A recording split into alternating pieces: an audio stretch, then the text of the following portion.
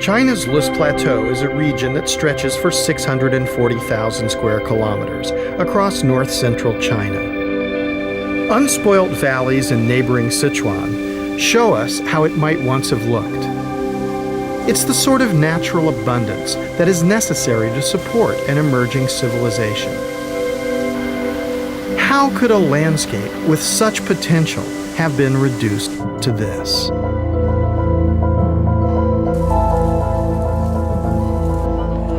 When Chinese scientists and civil engineers began to survey the area, they realized that several thousand years of agricultural exploitation had denuded the hills and valleys of vegetation. The relentless grazing of domestic animals on the slopes meant that there was no chance for young trees and shrubs to grow.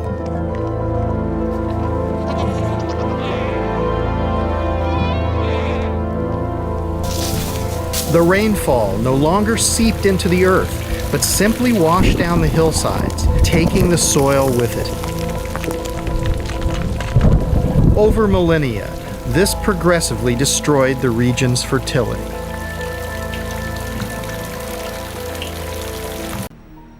These gullies are evidence of the enormous power of runoff during the rainy season.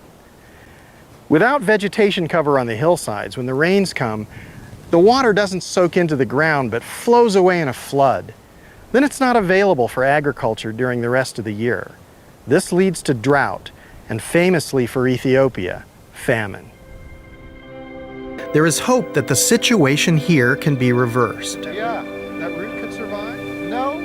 In just 6 years, Professor Legessa Nagash and local villagers have transformed a severely eroded terrain by planting indigenous trees and plants. Almost miraculously, a clear flowing stream has emerged where once there was a muddy trickle. So we designed up a system that would harvest every single bit of rainwater that fell on it. On 10 acres, there's 1.5 kilometres of swale water harvesting ditch on contour, and when they're full, 1 million litres of water soak into the landscape. And they'll fill quite a few times over a winter. And then we heavily mulched those swales with organic matter, which was trash from organic fields nearby. And we put that almost 1/2 metre deep.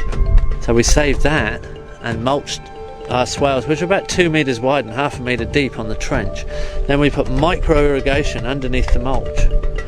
And then on the uphill side of the water harvesting trench, we put nitrogen fixing very hardy pioneer desert trees, which help shade and reduce wind evaporation, and also put nitrogen into the soil and structure the soil for us. And then on the lower side of the trench we put fruit trees, majoring in date palms as the long-term overstory in the end. And then we put in figs, pomegranates, guavas, mulberries, now some citrus. Within 4 months we had figs a metre high with figs on, which is impossible. We'd done a course, male and female course, trained up some locals, and we got a translator who's working for the project. He had his degree in agriculture in the Jordan University, and he got onto his mates and said in the agricultural department, well, you said we couldn't grow figs, we got figs growing and we got figs on them. You better come and test the soil, because no matter what you say, we're either growing in salty soil what we shouldn't be growing, or we've desalted the soil, and we'd like to know what we've done. They came in and the salt levels were dropping, so they became interested. The salt levels were dropping around the swales. They said you must have washed it through. See, normally put a huge amount of water on and wash the salt through to the lower levels, which just makes the groundwater more salty. In the end, you'll salt it 20 metres deep if you keep doing that, and then it will take 1,000 years to recover. And we used only 1/5 the amount of water. So the water, they thought we'd washed it all through. No, we'd used 1/5. That really got them when they realised how much water we hadn't used. With the same amount of water normally used on that much area, we could have done 50 acres. Originally, people laughed at us because we didn't put straight lines in. We went on contour with these swales. They thought, why don't you put it straight? You've got a bulldozer, you can flatten the desert, you can straighten it. So we want to go on contour because we've got a longer edge and we harvest the water passively. Then we planted more non-fruiting trees than we did fruit trees, so they laughed at us. This is what you're planting unproductive things more than productive things, what's the point, in soil that won't even grow anything? So, and then we covered all the inside of the swell with a huge amount of mulch, where they scrape all their organic matter off and burn it, like most traditional agriculture. In the middle of winter, we got a funny email saying, we've got a problem. We've got mushrooms growing in the swale. Well, they called it fungus, but when we saw a photograph of it, it was mushrooms, because they'd never seen mushrooms, because they never had that much humidity in living history in the soil. And when you open up the mulch, there's all these little animals there, there's little insects, and the soil has come alive. And the fungi net that's underneath the mulch is putting off a waxy substance, which is repelling the salt away from the area. And the decomposition is locking the salt up. And the salt is not gone, it's become inert and insoluble. So we could regreen the Middle East, we could regreen any desert, and we could desalt it at the same time. To me, this is very profound for a particular reason. 1804, eastern Kansas near Donovan. This is what he wrote: the plains of this country are covered with elite green grass, well calculated for the sweetest and most nourishing hay, interspersed with copses of trees, spreading their lofty branches over pools, springs, or brooks of fine water. Groups of shrubs covered with most delicate fruit to be seen in every direction, and nature appears to have exerted herself to beautify the scenery by the variety of flowers, delicately and highly flavored, raised above the grass, which strikes and perfumes the sensations and amuses the mind and throws it into conjecturing the cause of so magnificent a scenery in a country thus situated far removed from the civilized world, to be enjoyed by nothing but the buffalo, elk, deer, and bear in which it abounds, and savage Indians. Now that's what he wrote. Now he couldn't spell worth a hoot, but he was an excellent writer. But look, several things in here to note, folks. Number one, that by 1804, this was such an unusual sight. He wrote about this so profoundly, in such a profound way, that to say that I've never seen this before, my eyes have never laid themselves on a scene like this before. But yet, 200 years earlier, you could have seen that scene in the eastern U.S., in the Atlantic states. But by 1804, the eastern half of the country was so degraded that this was highly unusual for him. Dr. David Montgomery. And so this was one of the charts that he presented looking at global soil degradation. And if you look across North America, where is the highest degree of soil degradation? In our breadbasket, right? In the heart of our so-called Corn Belt. And David Pimental in 1995 said that over the last 40 years, and remember this was 95 that he made this comment, okay? So we're more than 20 years removed from that, but he said over the last 40 years, soil erosion and degradation has caused farmers to abandon about 430 million hectares of arable land, equivalent to about 1/3 of all present cropland. This is also a picture presented by David Montgomery at the Grass-Fed Exchange Conference. This is Palouse, Washington in 1970. How many have been there? How many from there? Okay. If you've been there, you know that this is wheat country, right? Lots and lots of wheat grown in this area. But you see the tremendous erosion that is occurring there at that point. And take a look at this comparison. From 1911 to 1961, look at the incredible degree of soil erosion that has taken place during that time period. And the fact of the matter is, folks, that most farmers across North America today are actually not farming their original topsoil at all, but they're farming subsoil. And even my family that migrated from Virginia to South Carolina in 1840 to establish their farm there that I grew up on. Do you know that by 1840, they had already lost, prior to their arrival, more than a foot of the original topsoil? So during the 6 generations that I represent on that farm, my family has always farmed subsoil, not topsoil. I'm going to read this to you, and I want you to guess who said this and when. But the statement is, a few years more of increased sterility will drive the inhabitants of the Atlantic states westward for support, whereas if they were taught how to improve the old instead of going in pursuit of new and productive soil, they would make these acres, which now scarcely yield them anything, turn out beneficial to themselves. Now, who said that and when? George Washington in 1796. So folks, the Atlantic states, by the time we were just a fledgling country, a brand new nation, we had already farmed out the eastern portion of this country.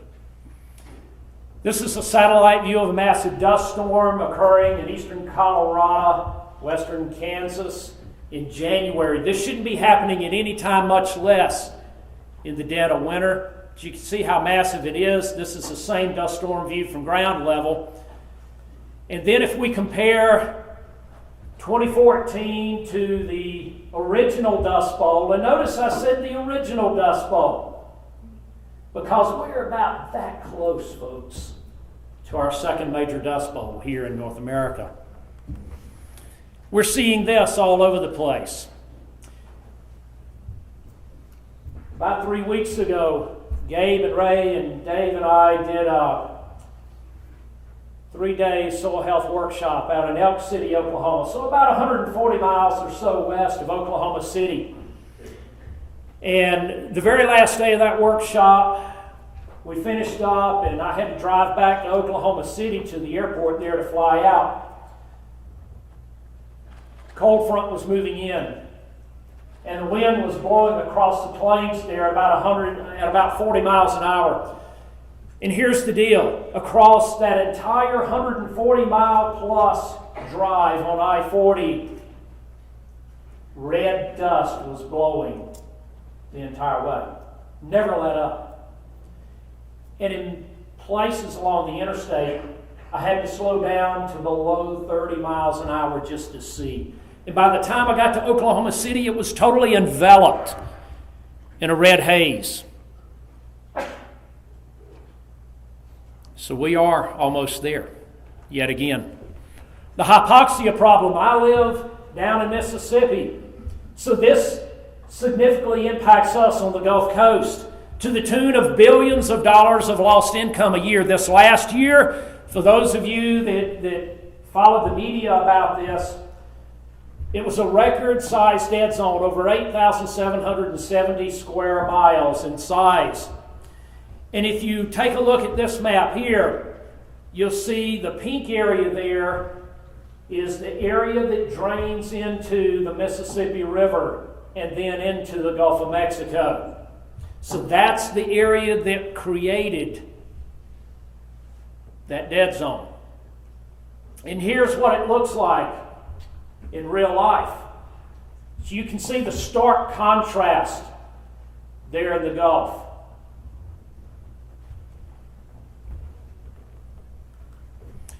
Another challenge that we faced this year, several major hurricanes, among them Hurricane Harvey. Harvey dumped between 30 and 52 inches of rain on South Texas.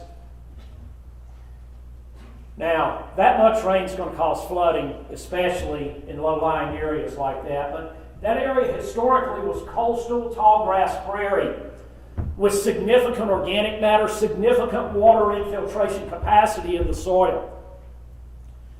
And I'm going to submit to you today that the devastation of the floods that occurred could have been far less if we would have had soil surrounding the greater Houston area that actually could infiltrate water. But I've measured on those farms and ranches in that coastal prairie down there, I've measured tens of thousands of soil samples. And I'm going to tell you, the soil aggregate layer is less than a ½ inch in most places. Water infiltration rates are well less than a ½ inch an hour.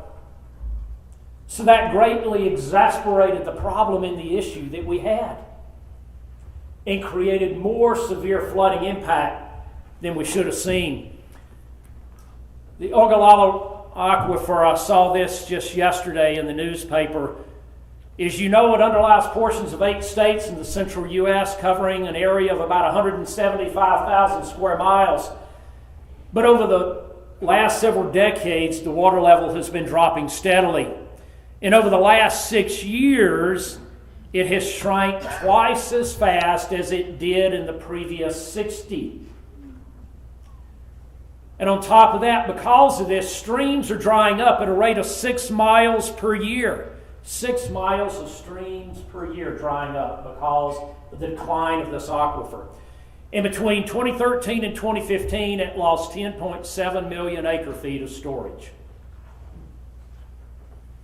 Another thing that we're facing globally is the insect ecosystem collapse.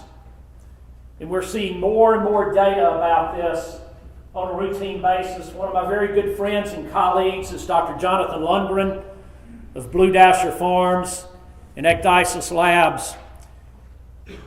And Jonathan just has some absolutely astounding but also frightening data for those of you that have heard him. You know, we've got a lot of issues, folks. We've got a lot of things to correct. So a little bit about the history of our operation. The operation that I'm on was founded by my in-laws back in 1956, and they farmed it from 1956 to 1991 when my wife and I purchased a part of it from them. The cropping system consists of about 2,000 cropland acres. Now, my in-laws farmed it heavy tillage. It was half summer fallow, half crop. Intense tillage then, you know, multiple passes. They primarily just grew spring wheat, oats, and barley, all cool season small grains. And they did it with synthetics, fertilizers, pesticides, some fungicides, repeatedly every year. I was fortunate when my wife and I purchased it from them in 1991, we did some baseline soils work. And what we found was that organic matter levels were only 1.7 to 1.9% on the cropland. Now, historically speaking, soil scientists will tell you that in the northern plains there, organic matter levels should have been in the 7 to 8% range. So in other words, we had lost over 75% of the organic matter due to the way it was farmed, due to those farming practices. Now, NRCS came out in 1991 and they did some baseline infiltration work. And they found on those cropland acres, we could only infiltrate a ½ of an inch of rainfall per hour. Now, we only get 10 to 11 inches of rain per year. Then we get approximately another 4 to 5 inches of water from the 70, or in this year's case, 90 plus inches of snow we get. It's very dry snow. So we're working on about 15 to 16 inches of total precip. Well, if I can only infiltrate ½ of an inch per hour, and a lot of our rainfall comes in May, June as heavy thunderstorms, that means we're going to lose most of it. It's going to run off the soil, not infiltrate, taking with it soil particles and any nutrients. I did some studying and I came across winter triticale and hairy vetch. They're both fall-seeded biennials. You seed them in the fall, they start to grow, you can get a little grazing out of them, but then they come the next spring. And the reason I started down that path was to take advantage of another synergy in nature, and that's the interaction through mycorrhizal fungi that plants have. Because what really happens, hairy vetch being a legume, it'll fix nitrogen, and then it'll transfer that nitrogen through mycorrhizal fungi to the triticale plant, which is a grass plant, thus improving the growth of the triticale. The triticale, in turn, will uptake phosphorus, and through mycorrhizal fungi, it'll pass that on to the legume, the hairy vetch. What we were taught in terms of what plant roots do was only half the story, because we learned that plant roots are, essentially straws that help facilitate acquisition of nutrients from the soil. But they also push stuff out into the soil, things called exudates, which many of you have probably heard of, and which consist of things like sugars, carbohydrates. Plants have a monopoly on being able to turn carbon dioxide and water into carbohydrates, and they have this wonderful side effect of pushing oxygen into the atmosphere, which we all appreciate. But they also build a botanical world that way. They have a monopoly on being able to do that. But they will push out up to about 30 to 40%. Some plants, 30 to 40% of the material they build through photosynthesis, they'll push it out of their roots into the soil as exudates. They exude it into the soil. And what are those materials? It's the carbohydrates, the sugars that I mentioned. It's also proteins. They'll do hormones. But last year there was a paper that came out where people documented plants pushing fats, lipids, out into the soil. What are carbohydrates, proteins, and fats? That's food, lunch, breakfast, dinner. It's food, basically. Plants are pushing food out into the soil, and they're not doing it simply because they have too much food. They're doing it to feed those microbes in the soil. Those microbes, the reason that the rhizosphere is such a life-dense zone is not because pests and pathogens are gathering to attack plants. They're gathering because the plants are setting a subterranean buffet for microbes. Now, why would plants do that? How many of us give away 30 to 40% of our annual income? Other than taxes, that is. Or maybe there is a good analogy there. Maybe the plants are taxing themselves to actually support this their microbial assistance out in the soil that couldn't survive without the food that they're getting from the plants. And the plants get something in return, kind of the way that we get roads to drive on and a military to protect us. There are some benefits from being taxed. We could argue about the level, but that's not what we're going to do today. But there's something that's going on in the rhizosphere is that there's a biological bazaar going on. There's interchanges and interactions between the microbial life in the soil and the plants. And this shows you sort of a blow up of what Ann and I have turned the biological bazaar, where microbes and plants are trading nutrients, metabolites, and exudates. And in that center piece where you see that root coming down with the blue thing is the rhizosphere, where you've got all kinds of bacterial and fungal life. The plants are pushing the exudates out into the soil, those black lines, and that stuff doesn't stick around very long. It gets consumed. It gets about 1 millimeter to 1 centimeter, about the thickness of my thumbnail to the length of my thumbnail, out away from roots into the soil before something eats it. And what happens to stuff that gets eaten?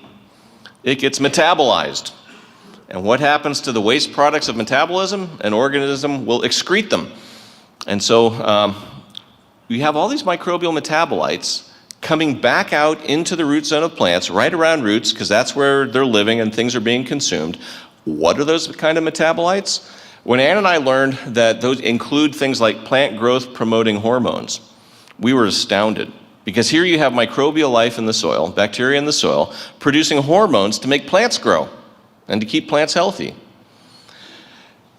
Think about that. That's one sort of whole kingdom of life making fundamental compounds that would promote the health of a completely different kingdom of life. The only reason they're doing that is these are mutually beneficial exchanges, true symbioses, partnerships between life in the soil and the plants that are growing in it. And these partnerships go back to the very dawn of life on land, because the first plant fossils that we have examples of have mycorrhizal fungi intertwined with their roots. The fungi these partnerships helped plants come ashore and colonize the continents. Roots originally were simply structural supports. The fungi fed the plants. You have to have soil aggregates. A soil aggregate will only last approximately 4 weeks, and then new ones need to be formed. If we go out and continually till our soils, we're going to tear apart that mycorrhizal fungi, and there's no way it'll be there to exude those biotic glues. It also takes biology to build soil aggregates. Third operation had been practicing no-till for 20 years. I called it medium diversity. They grow corn and sunflowers and malting barley, occasionally spring wheat, soybeans. So there's a little bit of diversity, but high use of synthetics. Fertilizers, pesticides, fungicides, tremendous use of synthetics. This is the poorest soil that Dr. Haney tested. That's like a brick. I mean, and the reason being, even though it's 20 plus years of no-till, that high use of synthetics, what does that do? Kills mycorrhizal fungi, kills soil biology. In my mind, this is more or less a hydroponic situation. The only purpose of that soil is to hold the plant upright, because this soil is not transferring nutrients. This had the poorest water infiltration of any of those we tested, well under 1/2 inch per hour. Here's the test. This is pounds per acre of nitrogen, phosphorus, and potassium. And then over here is water extractable organic carbon. In other words, the food that biology eats. So the top line's the organic producer. Then we have the low diversity flax springwheat producer. Then we have the high synthetic producer. Look at that. There ain't a lick of difference between those three producers. So in my mind, it doesn't matter if you're organic. It doesn't matter if you're low crop diversity. It doesn't matter if you're no-till for 20 plus years. It's what are you doing to treat your operation as an ecosystem. And the same thing holds true for your garden. These tests can be taken garden level too. Now the bottom line is ours. Okay, look at that. Nitrogen, I have 281 pounds per acre at the time of this sample sitting there. I can grow any cash crop I want and not have to add any synthetic nitrogen. Phosphorus, look at my phosphorus levels. For years, I was told by scientists, Gabe, your system is going to crash. You're going to run out of phosphorus and potassium. Really? I keep getting more every year. Now, technically, obviously, it doesn't appear out of nowhere. But what this is measuring is in the top profile. Our plant roots and biology make more of that available. They're converting the organic phosphorus into inorganic. They're bringing it up, making more of it available. Obviously, we're not multiplying it, okay? But look, I haven't added any yet. I can produce any crop and then some on those amounts. The most important thing in my mind, though, is right here. How much food do I have for soil life? Look at that, 5 times the amount of any of the other producers. Yes, sir? Is yours just livestock, or do you also do grains? Oh, no, we do a lot of grain farming. The question was, do I only add livestock? Are we grain farming? Yes, we are grain farming. Okay? Yes? So are those numbers for perennial pasture? Or? These numbers are off of cropland, because we were comparing like to like. So this is cropland acres. On our operation, we have accomplished this with 0 added fertility, no microbials, no foliars, or any other input added to the system with the exception of seed, because I do buy cover crop seed, and a small amount of livestock mineral. Last year, we run a little over 300 cow-calf pairs. We run between 400 and 800 yearlings and grass finishers. We have a flock of sheep. We've got pastured pork. We've got 1,000 laying hens, plus some broilers. We use less than 1 ton of livestock mineral. So to say that's really adding, yes, it is, but a minute amount, okay? So the only compost we use, and I'll talk more about this later, is a little bit in our larger scale vegetable gardens. That's it. We don't use any out on the cropland field. There's several really specific beauties that organic matter brings to the soil.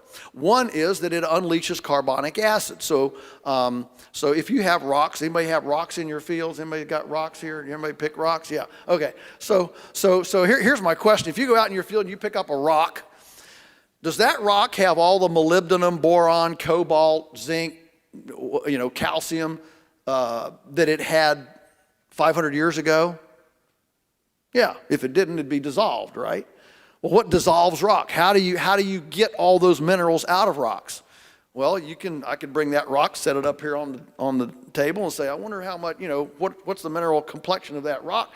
And we could treat it with hydrochloric acid, sulfuric acid, prussic acid, all sorts of things. But if we wanted the most efficacious acid to treat it with, to break out the minerals, you know what we treat it with? Carbonic acid. Now, when vegetable matter decomposes in the soil, it exudes carbon dioxide, CO2. When CO2 interacts H2O, all right, I'm not a chemist, but I do know this, okay? CO2 plus H2O equals carbonic acid.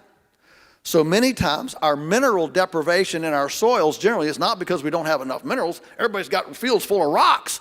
Our problem is we don't have enough organic matter decomposition going on. How do we get organic matter decomposition? We have in situ carbon going in there, whether we supply it with composting, wood chipping, long-stemmed varieties, for, whatever. The point is to stimulate the carbonic acid cycle. Another reason is because every 1% increase of organic matter equals 20,000 gallons of extra water retentive capacity.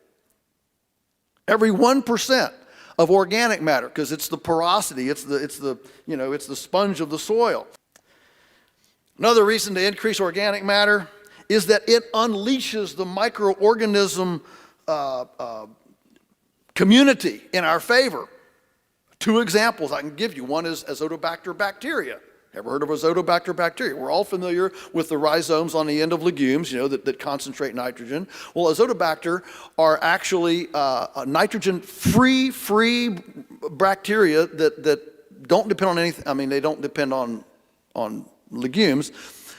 They just live in the soil, but they're dormant until the soil is 4% organic matter. If you're less than 4% organic matter, they just go into hibernation. But at 4% organic matter, they all, I guess, talk to each other, say, hey, it's okay, we can come out now, we can come out and play. And they will actually bring in 100 pounds of nitrogen per acre per year if they're active. Can I hear it for organic matter? Hey, okay. And how about another one? This is a huge one that's really just kind of come to the fore because the anti-animal movement is growing so rapidly, especially in our urban sectors. The disease of the urban disease called veganism, and essentially, it says that cows are burping and farting and destroying the planet. And so there's another bacteria that's really come to the fore. It's called methanotrophic bacteria. And they don't live under concrete. They don't live under schoolyards. They don't live under cornfields. They don't live under plowed fields. They live under perennial pastures that are healthy. And a healthy population of methanotrophic bacteria will reach out and grab the equivalent methane of 1,000 cows per acre and put it in the soil. So, there's a lot of reasons to increase that organic matter. That is real economy. That's real economy. If I can get my soil to reach out and grab nitrogen out of the air, who wants to quit buying any nitrogen? Okay, this is a true economy. Look at that crust on the soil surface. And I see this often as I travel really anywhere in North America, but specifically in the eastern half of the United States. I often see this in the cornfields, that type of crust forming. How's water going to infiltrate in there? So where I once started with only 1/2 inch per hour, now I can infiltrate 2 inches in 25 seconds. We only get 10 to 11 inches a year. It's not how much rainfall you get. How much can you infiltrate into the soil? And then due to the amount of organic matter you have, you'll hold for when you need. We create most of our own droughts by our management. I was out in California putting on a workshop, and you don't understand, we're in a drought. I said, really? Well, what's rainfall? We've only had 30 inches this year. And I'm like, and how much have you infiltrated? And when you do infiltration tests out there, well under 1 inch an hour. They think they're in a drought, but they've destroyed their soil resource, so they cannot infiltrate what water they do get. On the left, we start with a tray of dry, loose soil taken from a clean till field. On the right, we start with a slice of intact surface soil from a long-term no-till field. This soil is not only protected with a mulch of cover crop residue, it also has a stable, porous sponge structure. Years ago, as a kid, I remember, you'd get these big, heavy thunderstorms in the summer, and it would just wash the field, and you'd end up with mud down the road. And I'm talking about mud that you'd go over there with a skid loader and scoop out of the way so the cars could go down the road. what I'm seeing now is I'm seeing these heavy rainfalls, and I'm barely seeing a trickle coming out of the field. After we simulate an extremely intense thunderstorm for 5 minutes, the differences are obvious. Most of the water we applied to this soil has run off into this jar, carrying away with it a thin but very significant layer of topsoil. What else ran off? All the nutrients, right?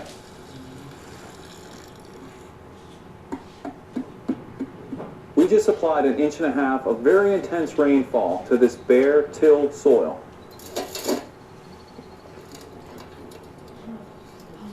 Obviously, we harvested very little for future plant use. So why do we till our garden? Meanwhile, this no-till soil has absorbed virtually every drop of water we applied. What little ran off is clear. The bottom line is pretty simple. If you want to harvest more rain like these no-till farmers are doing, keep your soil covered on top and make it a sponge underneath.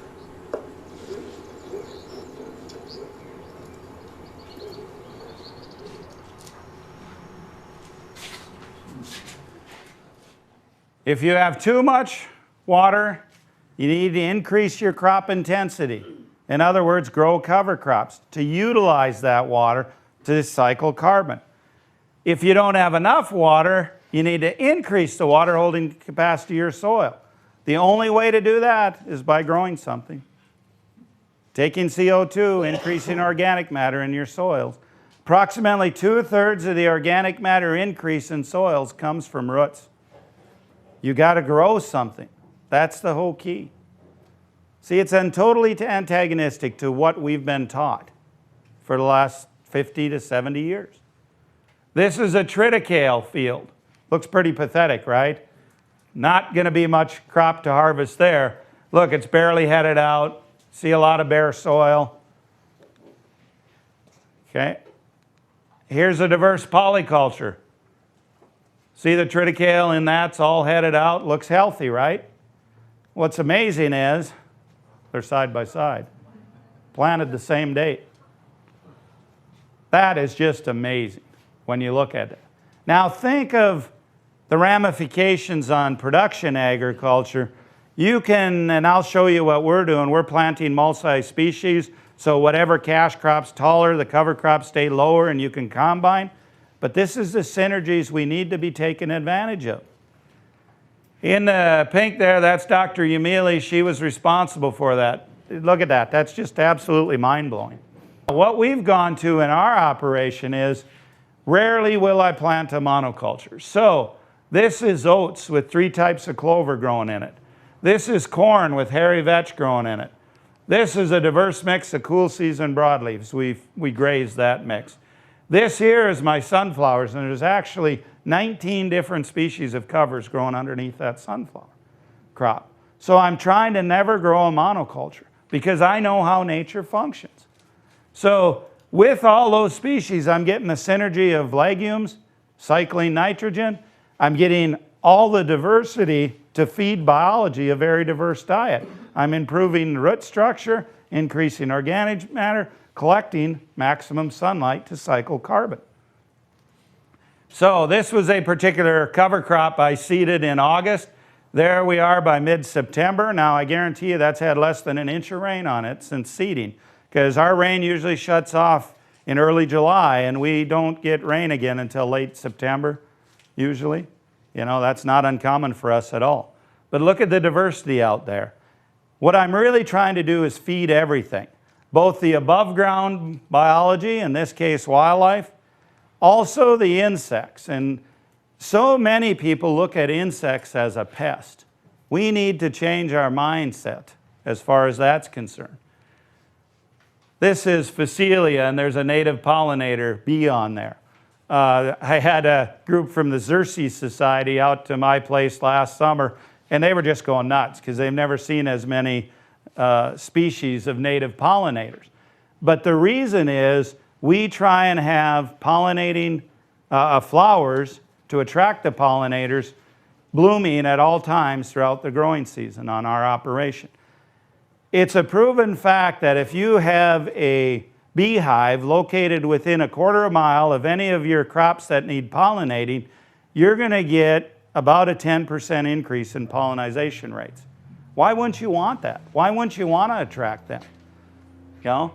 The other thing is, a lot of these insects are predators, like lady beetles. They're ferocious predators. Why do I want to go apply some chemical, especially on food we're going to eat, but I don't want to apply it anyway, when I can have predator insects that'll take care of them for me?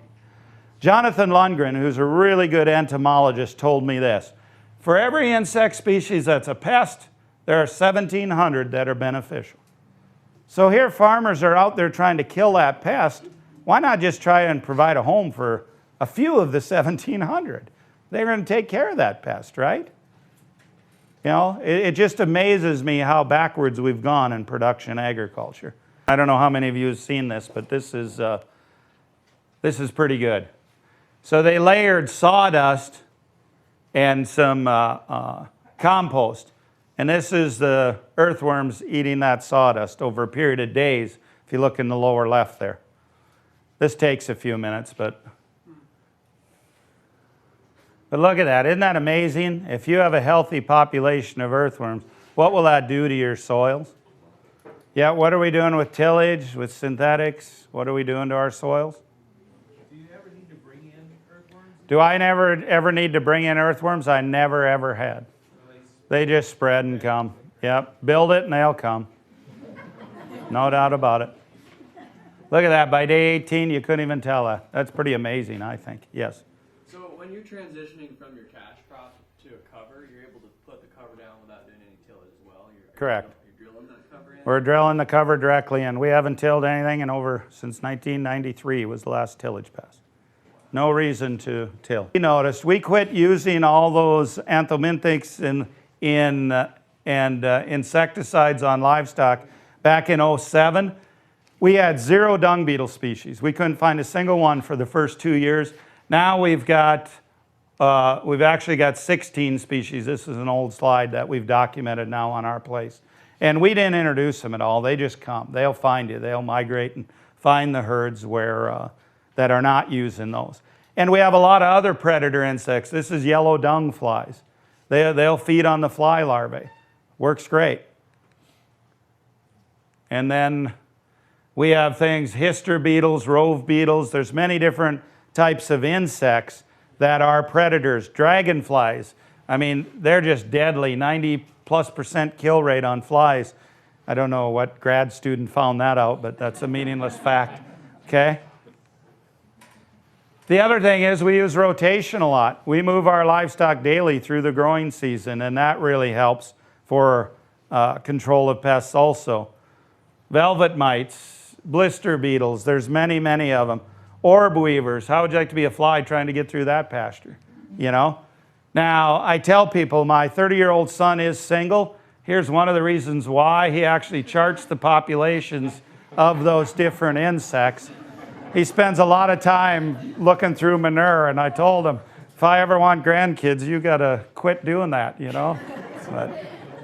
But he's charted. His whole point here is realize, this is months of the year, realize, you know, come February, we're actually starting to see some dung beetles show up even that early in a healthy environment. But notice during the natural life cycle, when this particular yellow dung fly is down in population, there's other ones that are up. And he's got this all figured out. I don't know. He'd have to explain this to you. But the important thing I'm trying to get across here is in a healthy ecosystem, this is how nature functions. Nature takes care of those things. And Paul, my son's actually figured out how many dollars he's going to save in his lifetime by not buying all those inputs. And it's just staggering. He'll be able to retire really wealthy. So we have not used a pesticide since before the turn of the century, with the exception of seed treatment on corn, and simply because I wasn't able to find non-treated corn seed up until 2010. Then I simply started buying organic seed, and now we're actually growing open pollinated corn that we're saving our own seed. Okay? No need to, since predator insects take care of the pests for us. If you build it, they will come, plain and simple. Here's another interesting fact. This work was done also by Dr. Jonathan Lundgren. He found that in an average grain field in South Dakota, there was 162,000 weed seeds per square meter. If you have a healthy population of insects, they'll eat 10% of the weed seeds per day. Per day. Think of what that, I often get asked the question, Gabe, don't all these cover crops that you're letting go to seed become weeds? I just don't see it, and this is the reason why. That healthy population of insects in the soil is taking care of it for us. Okay, I'm going to show you a few ways quickly to use covers to address resource concerns. So I showed you the neighbor's field with the poor infiltration. Here was a photo back about 3-4 years ago. My son said, Dad, for Father's Day, they're having a soil health tour. Yeah, I'd love to go on it. This is the photo we took. The guy was showing us his field. He was so proud of it. He says, yeah, I got a little problem usually every spring because we till heavily. And I'm like, oh boy, we got a long way to go. I had to sleep with the devil. What I mean by that is I had to pour Ivomec on cattle.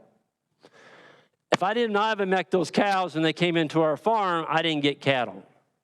And the easiest time to do it was when they're coming out of the chute. So we'd Ivomec all the cattle. And I noticed my manure paths were not breaking down. They weren't breaking down, but I did it anyway. Today, you can't find a manure pad on our farms. Folks, this is a really instrumental tool. We need that guy, and that's why right there. I mean, that's a big hole. It's about the diameter of a nickel. And right now, you know, the dung beetles come into your manure paths and break those down. They're putting holes down that deep.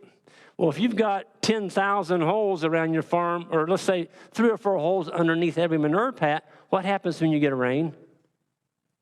Darn right. You're soaking up water. It's not running onto your neighbors.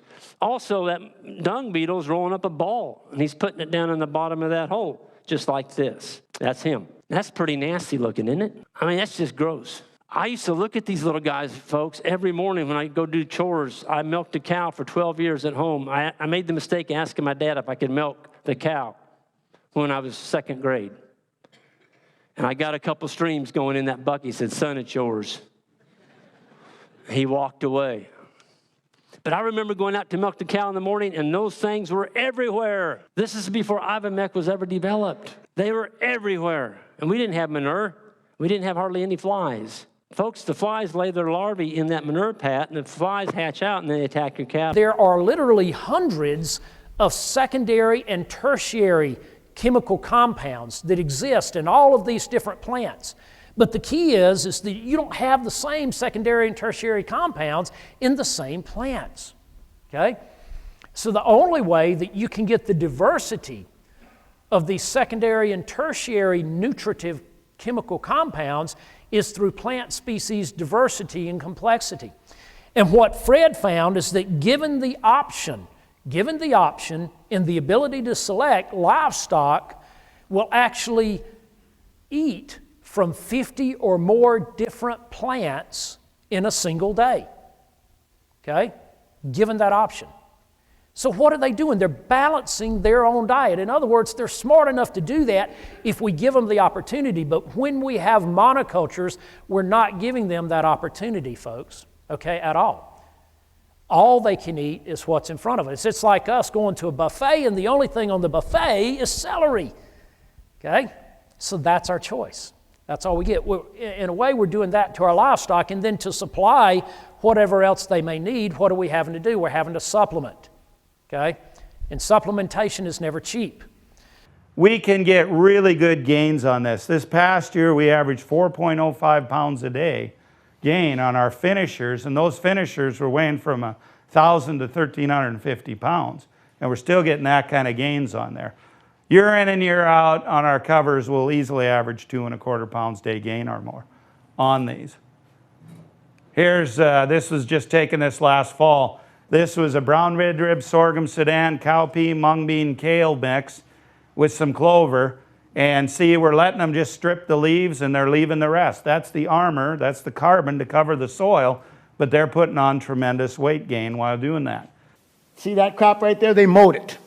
He's going to grow potatoes next year. Do you think he's going to leave that? Oh, no. A big old Miller disc comes, it's a sunflower, sapphire disc or something, pulls in here, Summers disc, I guess, and disc it down. Waits 2 weeks, puts a ton of compost on, disc it down again. Now the growing season's really short. We're in North Colorado. Then the next spring, he starts out, potatoes, we're gonna till it again, we're gonna plant potatoes, we're gonna hill them, and we're gonna dig them. And what were his pictures at the Acres Conference? In that country, you only get 5 inches of rain and it's all irrigated. And what the irrigation rigs do is the guys that do irrigation have straw bales on the end of the field to fill in the wheel tracks because they sink in because of this light soils and all this rain. And now that he's been doing this system, there's no more straw bales and his irrigation rigs are running on top. The soil structure has completely changed with aggressive tillage. Now, he says, I think it was my herbicides, insecticides, and fungicides, and pesticides, and nitrogen that was destroying my soil before, because he said it certainly changed, and it certainly has nothing to do with tillage. So I think we got to look deeper at some of these things, and that fits his situation. Now, I'll show you some things about this here, but I just want to go through, because a friend of mine in Iowa went to a cover crop meeting, and he had a 9-way or 7-way cocktail mix, and it was $40 an acre. And the guy said, oh my gosh, how can you afford that? And Bob said, oh, by the way, I doubled the application rate.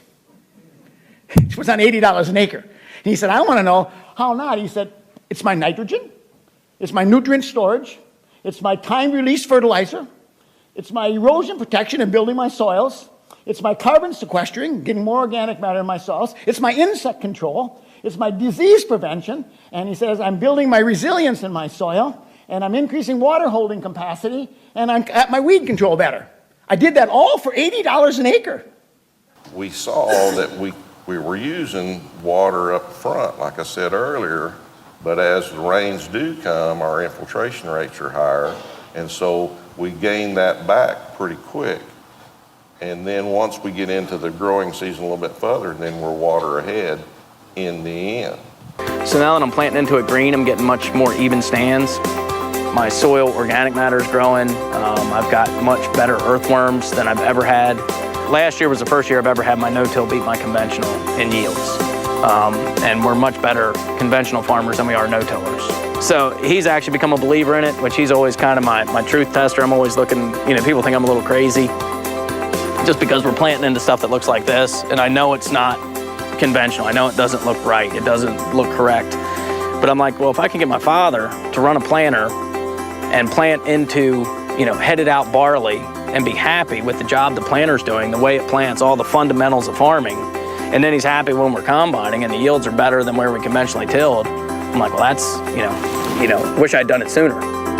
My philosophy is that if I take care of the soils are going to take care of the vegetables.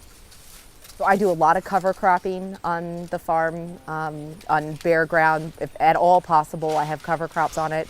I do a lot of cover cropping, interplanting with crops to bring in beneficial insects. I use a lot of mulch, as you can see, all the straw that's in between the beds. There's a lot of different components that are involved in creating and maintaining healthy soils. You have a plant that's growing in a organic matter and nutrient poor soil. You can support it, you can grow it on a fertilizer diet. You can feed it the NPK that it needs. You can feed it a lot of it, and you can grow big plants. You can get big yields. We all know this. And in fact, if you have degraded soil, that's one of the reasons that intensive agrochemical use became very central to modern agriculture in the 20th century. We had already degraded our soil organic matter and fertility of lands in the developed world. But what does that do to the plants? Plants don't put out as extensive a root system if they're getting most of the macronutrients they need. Ann and I turn that behavior couch potato crops. They get kind of lazy. They don't put out the same root system. That means they're not putting out as many exudates. That means they're not recruiting as many, they're not exerting the same selective pressure on the soil life, so they're not getting the same composition of beneficial organisms in the soil as they would if they were growing in a very organic matter-rich soil, what Ann and I term here the soil health diet, which you can still fertilize them if you're basically need to add NPK to it, but by having a healthy, fertile soil, you're getting more in the way of the micronutrients that the fungi will provision for the plants, and you're getting more of those beneficial microbial metabolites that promote the health of the plants. So here we have a fairly simple explanation, perhaps, for why the global demand for pesticides went through the roof as the global use of fertilizers went through the roof. we disarmed the defensive systems of our plants. And that's not to slam fertilizers, but it's to basically argue that we need to think about the way that plants eat and defend themselves and nourish themselves, what makes plants healthy, because the connection between healthy soil and healthy plants is actually now pretty clean and pretty clear. I ran across a paper from Iowa in 2015 that reported that 25% of the farmers in Iowa lost money on every acre they planted that year. Their input costs were higher than they could get for their corn. What that reflects is that modern conventional agriculture has gotten so good at growing commoditized crops that it's driven the price of those crops down, but the methods that are being used to grow them depend on inputs that are based on fossil fuels, the price of which have been going through the roof. And the companies on either end do just fine. It's the farmers that are squeezed in the middle. And to me, that's the big sort of untold story of the demise of family farms in America, is that we managed to convince farmers to farm in a way that decades on, they're squeezed and it's being balanced on their backs in the middle. So we're basically paying farmers to destroy their soil these days. This is not good long-term social policy by any stretch of the imagination, and those programs really need to be reformed to try and reward farmers who are engaging in practices that build and sustain the fertility of their soil. We could use more demonstration farms like Dwayne Beck's Dakota Lakes Farm, like Kofi Boa's no-till center in Ghana. Showing farmers a different way to do it because you're doing it at full scale on a farm and showing that it works is a really good way to get the word out. And we could also provide assistance for that transition between the 2 to 3 years that it takes to convert methods. We should be backstopping farmers who are adopting the methods to regenerate the fertility of their soil. I don't care if we're talking lack of moisture, compaction, low fertility, salinity, too much moisture, too little moisture, on down the line. All those things are really just symptoms of a degraded resource. That's all we've been doing as producers, is treating the symptoms. We're not solving the problem. In my mind then, I come to the conclusion that the current production model was only about killing. You were either going to kill weeds, you were going to kill pests, you were going to kill a fungus, but we also are killing our diversity, we're killing our soil, and we're killing our profit. Now, I couldn't find any projections for North Carolina, but this was the projections last year for North Dakota. The projected return of the major cash crops. Look at that, every single one was a negative. Now that really makes you want to run out and farm, doesn't it? What Gabe does is he basically moves his cows around a lot. He follows the practices of the style of grazing that the buffalo practiced, which was clumping up in a herd because the wolves were out and grazing intensely on an area, but always moving, and then once they'd grazed an area, they wouldn't come back for a year. So it was high disturbance, low frequency grazing. And that's what Gabe is practicing on his ranch, and what Neil Dennis, another Saskatchewan cattle ranch that I visited, were doing. They've managed to almost greatly increase their stocking density while restoring their prairie soils, and as a not unrelated restoration, they've restored the prairie vegetation communities on their fields. Look at that black layer there. A little more than 10 years ago, he was farming the yellow clay that you see underneath that black layer. A little more than 10 years ago. So in 10 years, folks, in 10 years, through adaptive grazing and complex cover crop utilization, they have added almost 2 feet of brand new topsoil. Allan Savory. Born in Zimbabwe and educated in South Africa, Bachelor of Science in Zoology and Botany, founder and president of the Savory Institute. The institute, based in Boulder, Colorado, serves the world through an international network of entrepreneurial innovators who offer holistic management training and implementation support. So with no further ado, we're going to give you Mr. Savory. And I said, let's take the worst land we can find and test the ideas and see if we can cause it to fail. And if we test the ideas and we cannot cause it to fail, then we move ahead. So they agreed to that. We selected 4,000 acres. On this 4,000 acres, in fact, all the land surrounding it, for a 100-mile drive, I was prepared to pay the group that was selecting the land a £5 note that was about $10 if they could find a single grass plant. So we didn't have a single grass plant that we knew of for 100 miles around that. And that became solid perennial grassland. And we were trying to make that fail. We trebled the stocking rate in the first year on that bare ground with planned grazing, and it just became grassland. No feeding, no supplement, and we took the most difficult animals to run, first calving heifers. And we got higher conception rates, higher weaner weights. We produced 5 times as much meat per acre. And that entire project cost us $1.80 an acre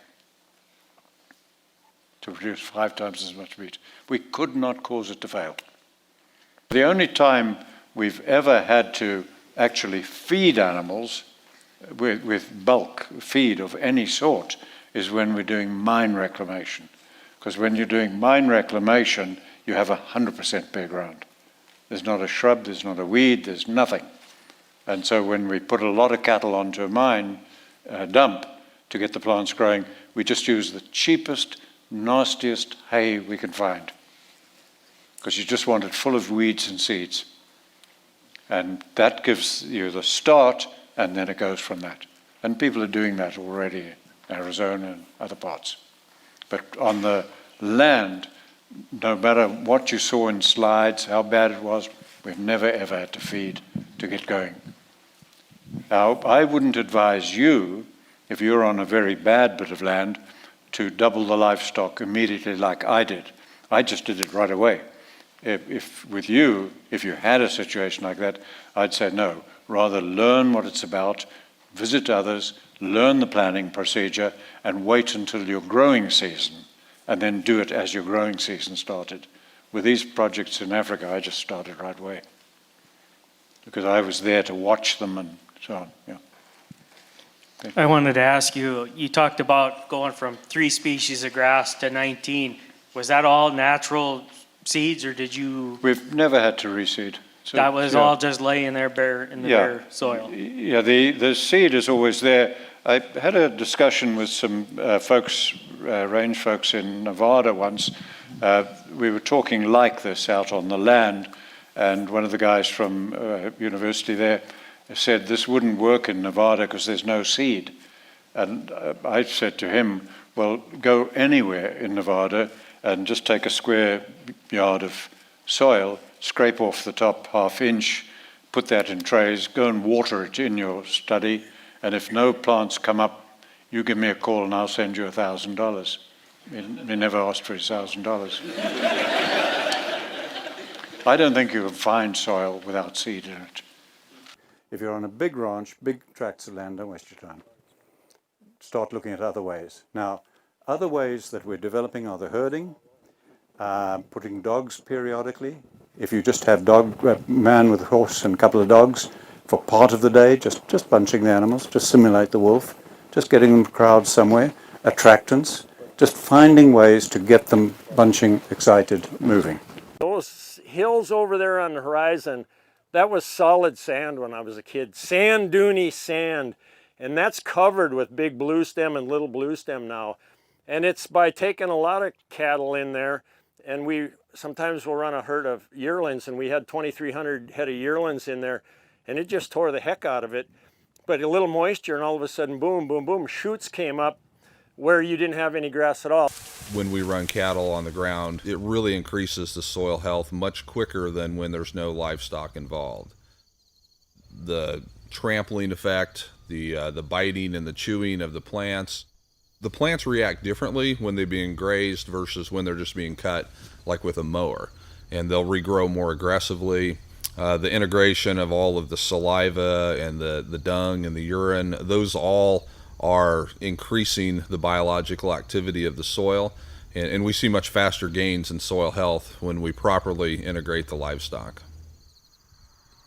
Are you grazing on your cropland? We are on some.